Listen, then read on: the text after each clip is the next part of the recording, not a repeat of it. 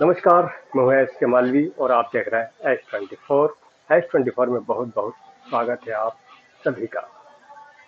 नशा मुक्ति अभियान 2 अक्टूबर से 8 अक्टूबर तक चलाया जा रहा है। ये गांधी जी की पुण्यतिथि से चलता है और 1 सप्ताह चलता है ये प्रोग्राम। नशा मुक्ति के बारे में क्या बताया जाए तो घर घर में छाया हुआ है, लेकिन हम लोग को इसको दूर करना है। इसी के हम लोग शपथ लेते हैं, प्रण करते हैं और इसका समापन कल होने जा रहा है ब्रह्म कुमारी आश्रम में। और इसकी शुरुआत कल होगी। मैराथन दौड़ होगा, उसमें जितने भी लोग आएंगे उन सबों को दौड़ में शामिल होंगे और प्रथम द्वितीय तृतीय पुरस्कार भी दिया जाएगा। यही है सर। जिस प्रकार से देख रहे हैं लगातार नशा मुक्ति अभियान चल रहा है, परंतु राज्य सरकारें कई राज्यों में इसको बढ़ावा भी दे रही है। नहीं, कोई सरकार कहीं बढ़ावा नहीं देती। अगर आदमी की इच्छा शक्ति हो तभी वो ख़त्म हो सकता है। सरकार के मैंने कहने से या करने से नहीं होता। अपनी इच्छा शक्ति अगर होगी तभी वो नशा मुक्ति समाप्त हो सकता है, नशा समाप्त हो सकता है।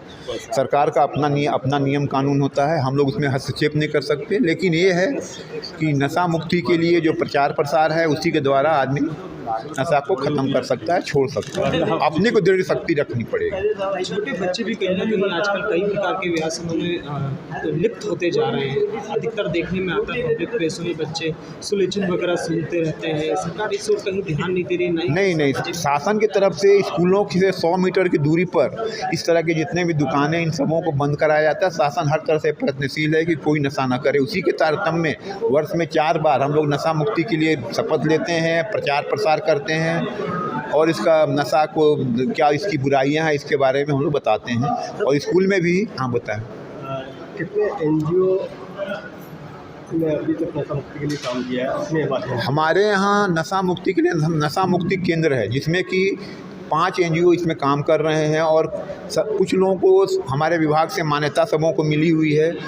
एक ही NGO है जिसको कि शासन राज्य स्तर से नहीं, केंद्र सरकार की तरफ से बजट मिलता है और सारे जो NGO हैं अपने स्तर से ही चलाते हैं। केवल हमारे विभाग से उसे मान्यता दी जाती है। सिर्फ 5 NGO। कौन कौन से वो NGO है सर, उनको किस प्रकार का निर्देश है?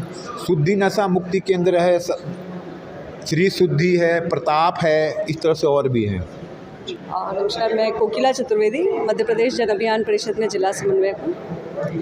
मैम, लगातार जिस प्रकार से नशा मुक्ति भारत अभियान चलाया जा रहा है, क्या भूमिका रहती है आपके विभाग की और किस प्रकार से कार्य करता है?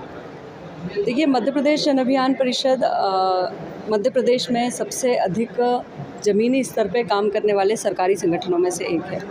तो हमारे पास में भोपाल ज़िले में लगभग 90 समितियां हैं जो हमने ग्रामीण क्षेत्र में बनाई हुई हैं। उन 90 समितियों में 5-6 वॉलंटियर हमारे होते हैं। उनके माध्यम से गांव में इन विषयों को पहुंचाना जिन पे सरकार काम करने का प्रयास कर रही है। कई सारी सरकारी योजनाएं होती हैं जिनका लाभ व्यक्ति को मिलता है और कई सारे ऐसे होते हैं जो भाव से जुड़ना होते हैं।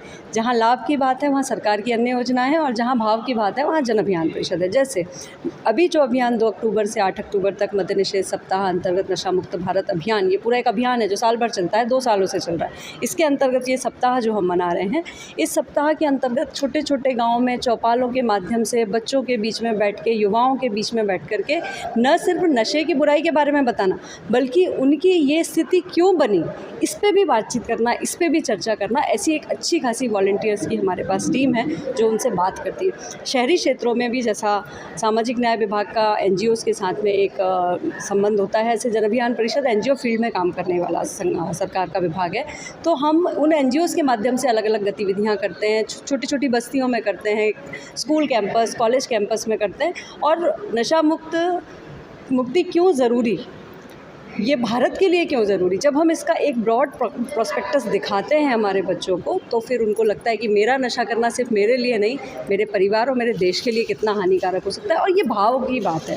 तो लगातार जो देखने में आता है कि छोटे बच्चे बहुत जल्दी इस गलत आदतों में जाते हैं और चूँकि बहुत ही स्लम एरियाज़ में सबसे ज़्यादा ये प्रॉब्लम आती है, तो किस प्रकार से जन अभियान के द्वारा किया जाता है? 2 पक्ष हैं इसके। पहला पक्ष तो ये है कि जो स्लम एरिया की आपने बात की, तो वहाँ माता पिता दोनों काम करने के लिए जाते हैं और स्लम्स का माहौल इतना सुरक्षित नहीं होता, तो जो इस तरह के गतिविधि करने वाले लोग हैं उनकी पहुँच सहज हो जाती है।